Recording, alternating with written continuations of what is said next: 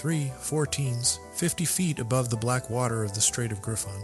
The radar altimeter's chirps are the only thing keeping Duralex Raptor Volkov honest. Any lower and a rogue wave will reach up and claim his A-18F Super Hornet. Any higher and he is dead. The rule for this mission is simple and absolute. The horizon is their only shield.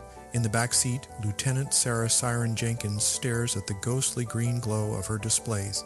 Her world is a tapestry of electromagnetic energy. Raptor, I've got faint search spikes bearing 0, 9 or 0, intermittent, they are hunting. Raptor's knuckles are white on the stick.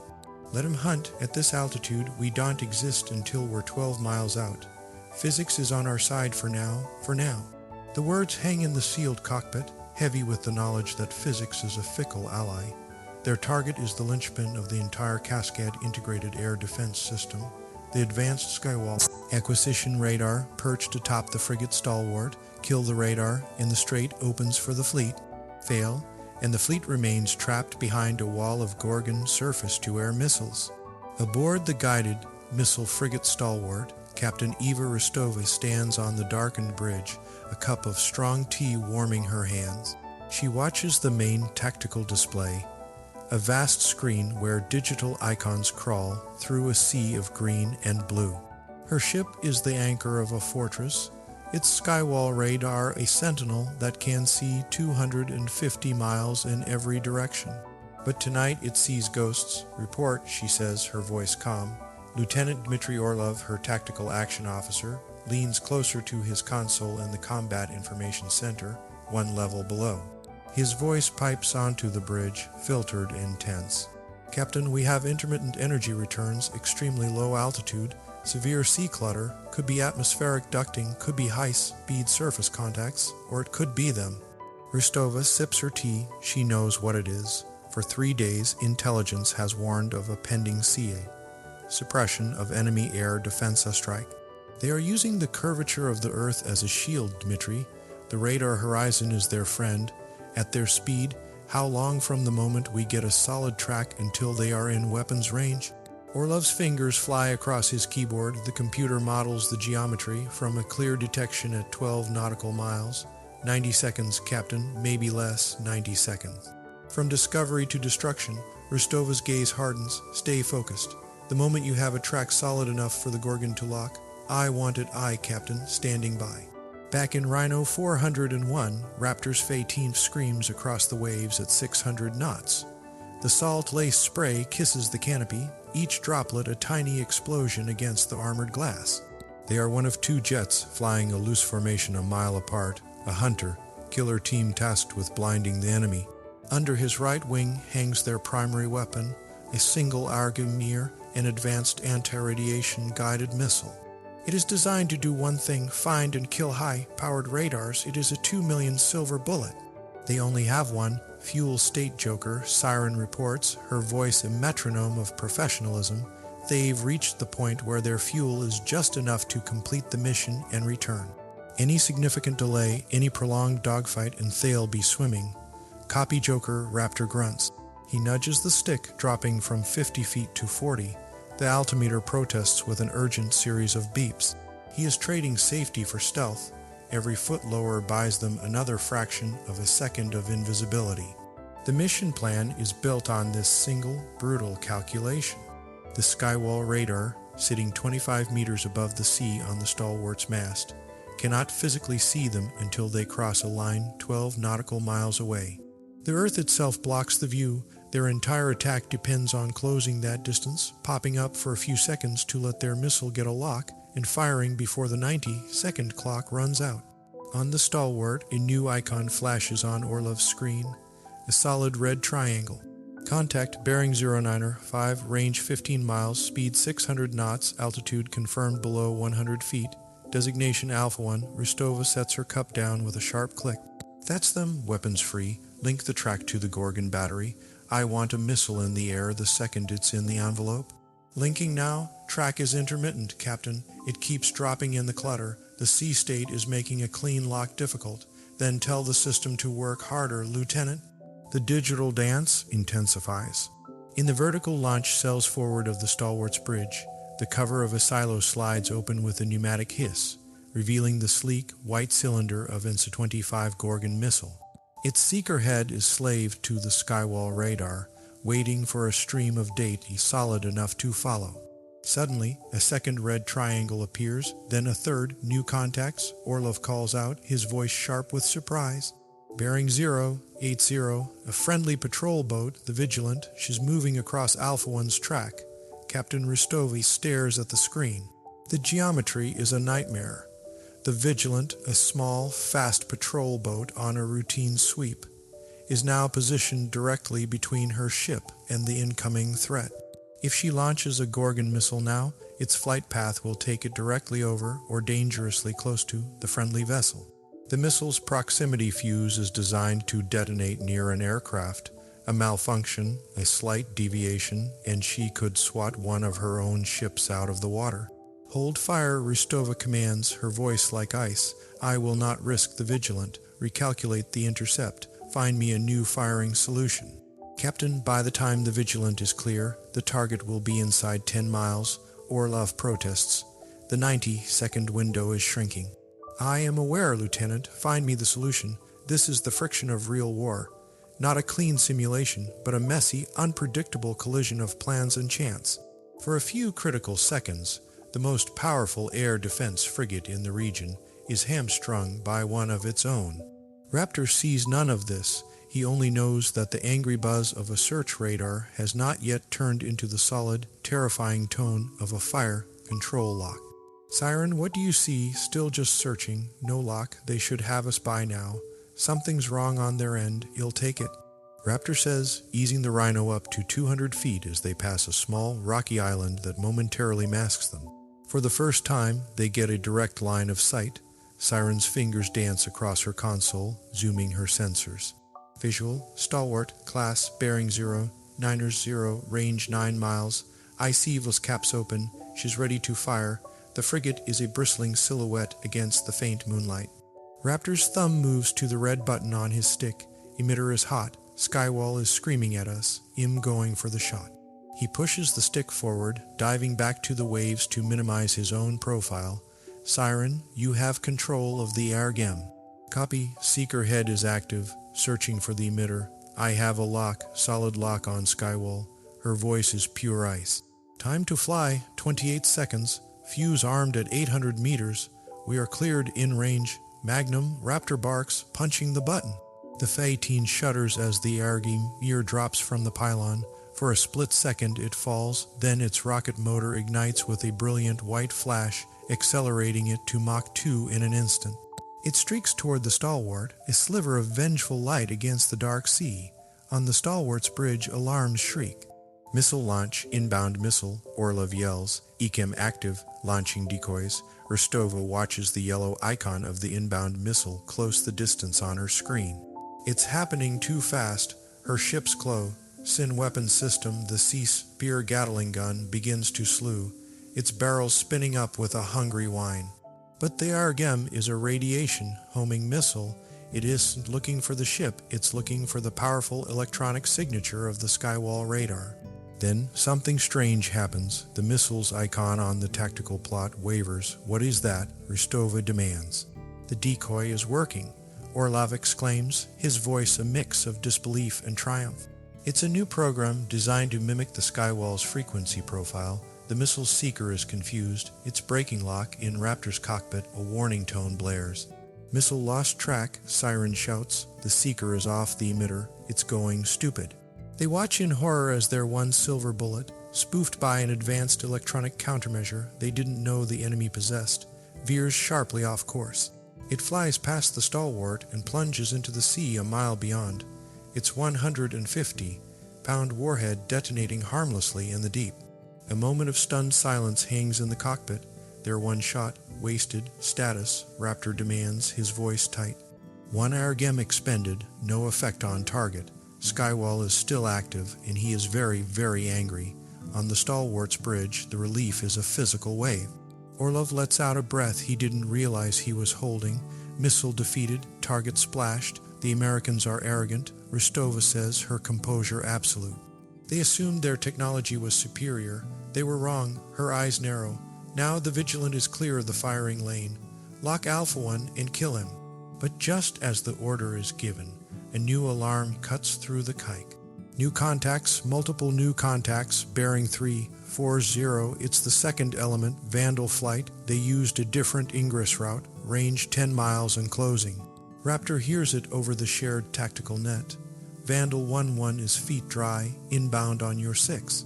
His wingman's flight, which had swung north to approach from behind the island chain, is now making its run.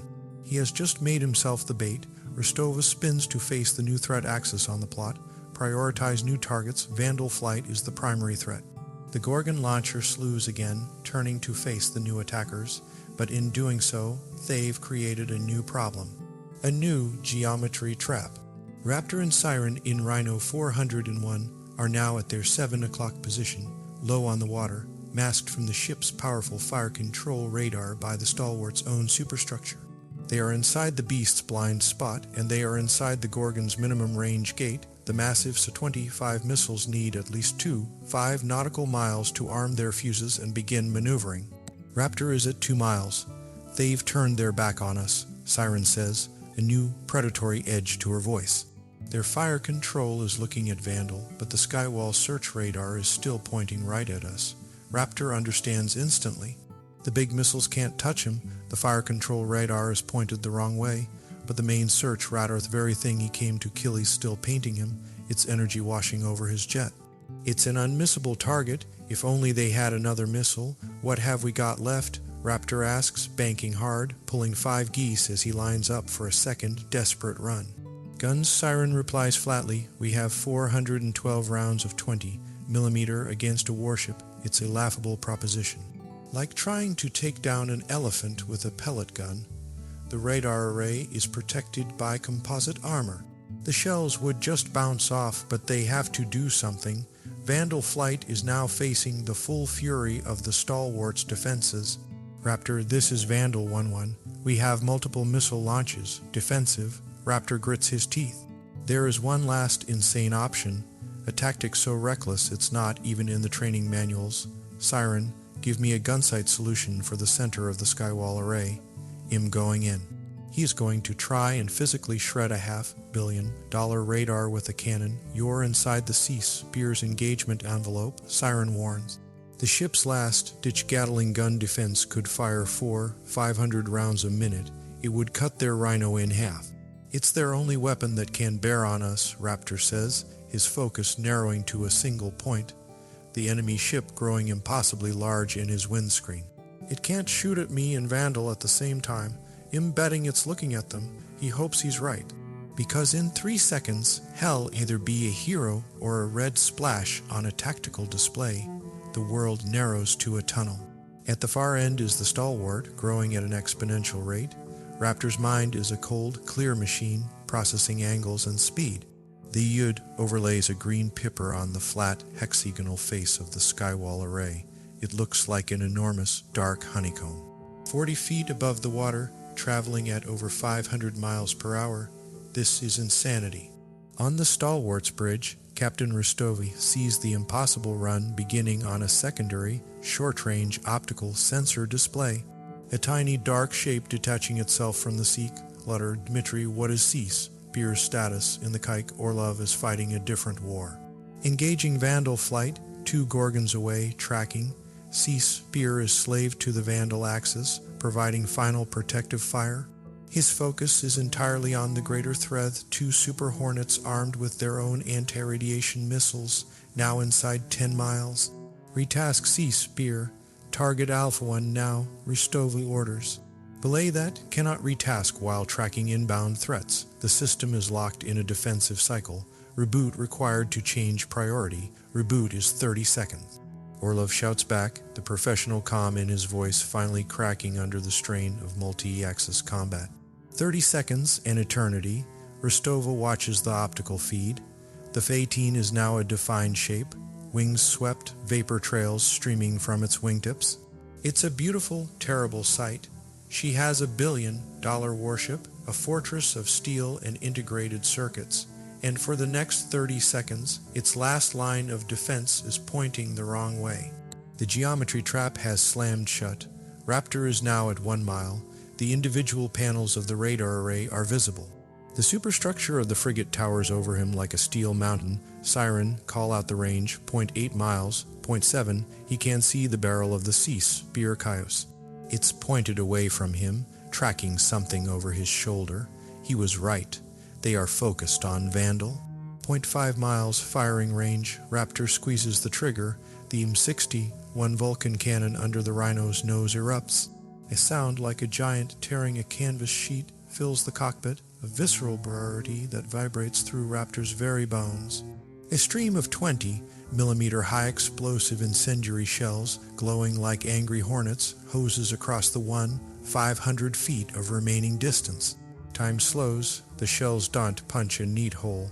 They don't create a massive fireball. They do something worse. They impact the delicate face of the Skywall E's, a radar. Each of the thousands of small transmit-receive modules is a masterpiece of solid-state electronics. And they are fragile. The stream of shells walks across the array. Composite armor shatters. Cooling lines burst. Power conduits sever. The shells are not penetrating deep into the ship, but they are methodically, brutally, sandblasting its electronic eyes into blindness. In the stalwart's kike, the world ends. The main tactical display, the god's eye view of the battle space, flickers. Patches of the screen pixelate and turn black. Orlov stares in horror as the icons representing Vandal flight in his own Gorgon missiles vanish. "What's happening?" he yells. An acrid smell of ozone and burning electronics fills the compartment. A shower of sparks erupts from a console behind him.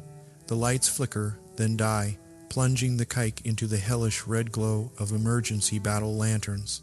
Skywall is down. A technician screams. Massive power failure across the entire array. I'm reading cascading shorts in every quadrant. I've lost the picture. Orlov reports to the bridge, his voice laced with panic. "Captain, I have lost the battle space. All tracks gone. Gorgon missiles are blind. They've gone stupid." Raptor yanks the stick back, pulling a punishing 7 geese. His F-18 screams skyward, clearing the ship's mast by less than 100 feet. For a heart-stopping second, he is silhouetted against the moonlit clouds. He sees the Cease, beer mount finally slewing toward him. Its reboot cycle complete, but it's too late. He's already past it, climbing away. A few stray rounds from the panicked gunner chase him, but they are wide. Below, the stalwart is a scene of controlled chaos. The external damage is surprisingly minimal, a series of ugly black scars across the face of its main radar. But the internal damage is catastrophic. The ship is blind. Vandal flight, seeing the SAMs go ballistic and their own threat warnings disappear, understands immediately. Vandal 1 to Rhino 1, Magnum, firing on secondary emitters. The other 2 jets launch their ARGEM missiles, not at the dead Skywall, but at the ship's smaller secondary fire control radars. Without the main acquisition radar to guide them, these smaller systems are now forced to emit, making them perfect targets. 2 more brilliant streaks of light cross the sky. Without the sophisticated protection of the integrated defense system, the smaller radars are easy prey. 2 sharp explosions blossom against the stalwart's superstructure. On the bridge, Rostova feels the ship shudder from the secondary impacts. A fire alarm begins to shriek. A plume of thick, black smoke begins pouring from the port side of the forward mast. She is no longer a hunter. She is a victim. Her training takes over. The battle for the Strait is lost. The battle for her ship has just begun. Sound the general quarters alarm for fire and flooding. She commands, her voice cutting through the rising noise. Damage control, report status of the forward superstructure. Get those fires out. Orlov, give me a surface picture. Use the commercial radar, anything you've got. I want to know what's around us. The mighty warship, stripped of its primary weapon, is now fighting for its own survival. Raptor levels off at 10-0 feet, his breath ragged, his body aching from the forces. He looks back. The stalwart is shrouded in smoke. The electronic screaming in their headsets has been replaced by an eerie silence. "Target neutralized," Siren says, her voice trembling slightly for the first time. Skywall is offline. All primary emitters are down. Vandal flight reports 2 secondary kills. The Strait is open. Raptor, we did it. He watches the burning ship recede. They didn't sink it, they didn't even try, they lobotomized it. They took away its eyes and its voice, leaving it a deaf, dumb, and blind giant. A yellow master caution light flashes on his console. "What's that?" he asks. Siren scans her board.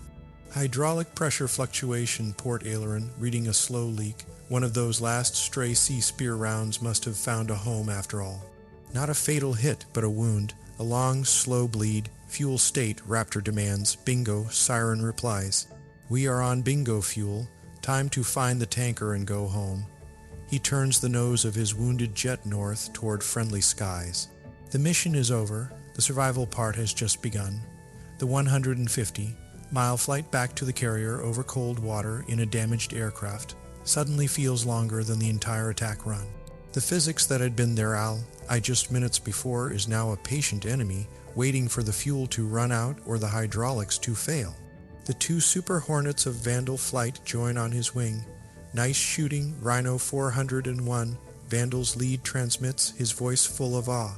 "A gun run, seriously, had to get its attention," Raptor replies, trying to sound nonchalant. His hands are shaking. They fly in silence for a moment, a small formation of victors limping away from the battle. They have torn a hole in the enemy's shield, a hole through which an entire carrier strike group will now pour. The strategic calculus of the entire conflict has been altered in the last 5 minutes by 2 pilots, 1 cannon, in a desperate, impossible gamble. In the kike of the stalwart, Dmitry Orlov works furiously to bring secondary systems online. He manages to get a feed from a low, Bauer short-range navigation radar. The display is a mess, full of clutter, a pale shadow of the perfect digital clarity he had before. He can't see the ghosts of the American jets departing to the north. He can't see the Vigilant, the patrol boat that inadvertently saved the enemy, now turning back to render assistance.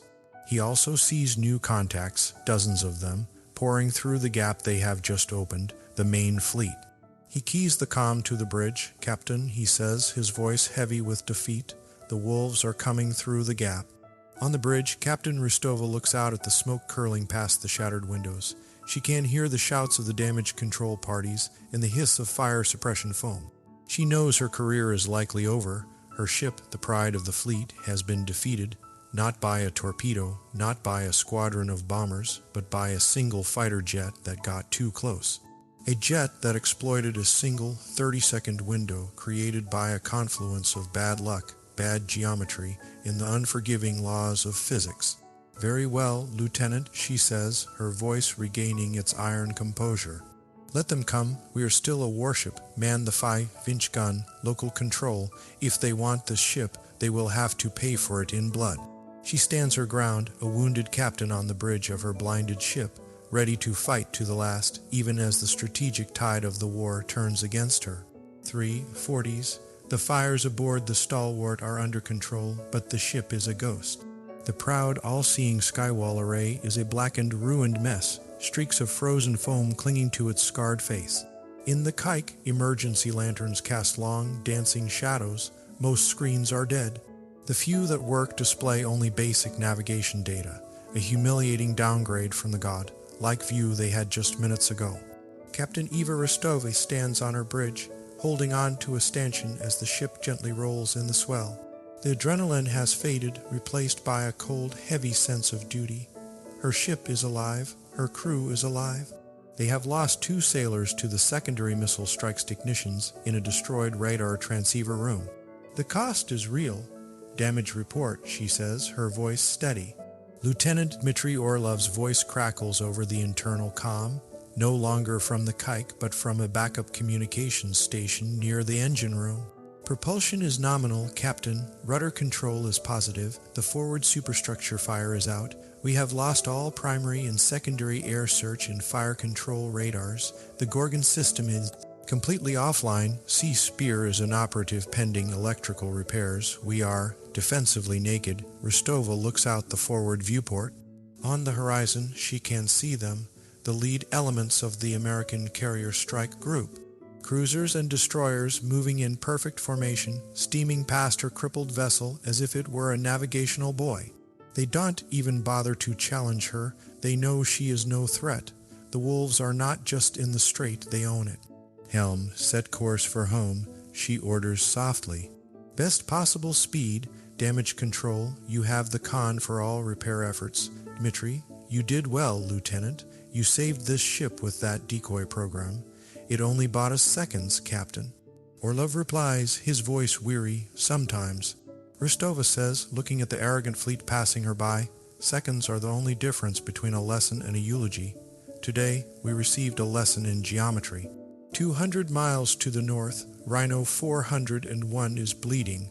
The hydraulic leak from the single 30 hit is slow but relentless. A constant nagging alarm tone provides the soundtrack to their escape. Pressure at 50% in the port line, Siren reports calmly, her eyes glued to the gauges. Flight controls are getting sluggish. Raptor, if we lose the primary system, the backup has a 30-second switchover delay. 30 seconds without full control. Over a black, unforgiving ocean, Raptor's grip on the stick is light, coaxing the wounded bird through the sky.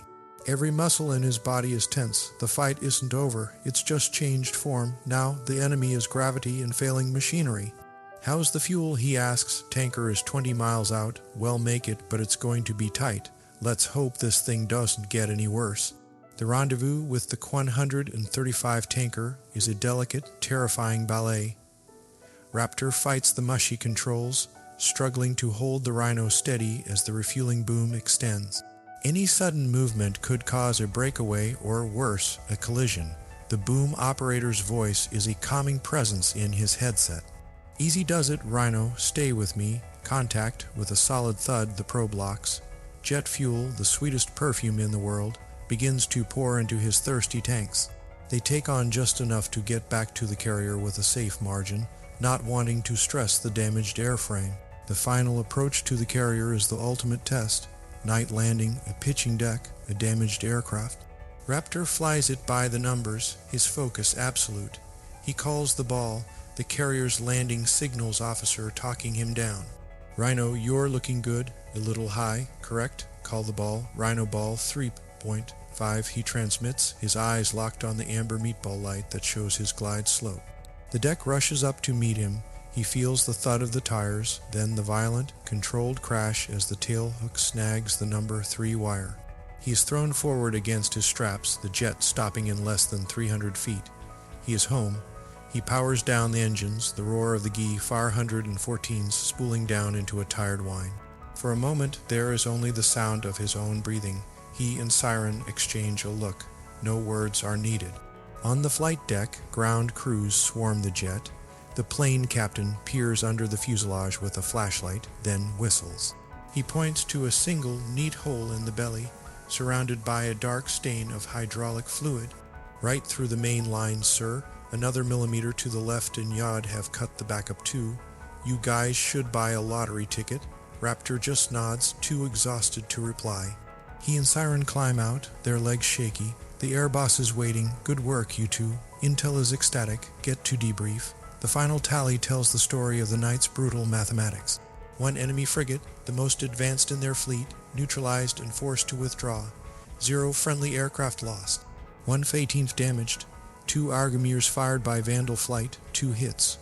1 Argamier fired by Rhino 401, 1 miss. 412 rounds of 20mm cannon ammunition expended. 1 multi-billion-dollar air defense network defeated by about 80 pounds of high-explosive shells delivered with suicidal precision. The strategic note is clear. With the Kaskad air defense system broken, the Strait of Gryphon was now a permissive environment. The entire operational landscape had been redrawn. Weeks later, the after-action reports circulate. The American report praises the pilot's ingenuity and courage, highlighting the unconventional use of organic acids in the final attack run. It becomes a case study at the Navy's Top Gun school. The stalwart's internal report, eventually acquired by Western intelligence, is more sobering. Captain Rostova's conclusion is clinical and devastating. The engagement was lost not due to a failure of crew or technology, but to a failure to respect the fundamental limitations of our own systems. The enemy used the radar horizon as a weapon, our own rules of engagement as a shield, and a reboot delay as a key to our defeat. We were beaten by an opponent who understood the physics of our battle space better than we did. At a press briefing, a journalist asks Raptor how it felt to fly into the teeth of the enemy's defenses. He thinks for a moment, remembering the salt spray on the canopy and the radar altimeter's constant chirp. He remembers the absolute, unforgiving rule of the ingress. Stay below the horizon, down there at 50 feet. He says the rules are different. It's not about courage, it's about geometry. The Earth itself tells you where you can and cannot go. You can be the best pilot in the world, in the best jet ever made, but you can't outfly the curve of the planet. We just used that rule better than they did. The reporter looks confused, expecting a story of heroism. But the pilots who were there, they understood. The battle for the Strait of Gryphon wasn't won in the sky. It was won in that tiny 50-foot sliver of space between the water and the invisible line of the horizon, where the laws of physics were the ultimate arbiter of life and death. What moment surprised you most? Did the constraints decide the battle or the people? Like, subscribe, and tell me which operation to cover next. Your comments shape the next mission.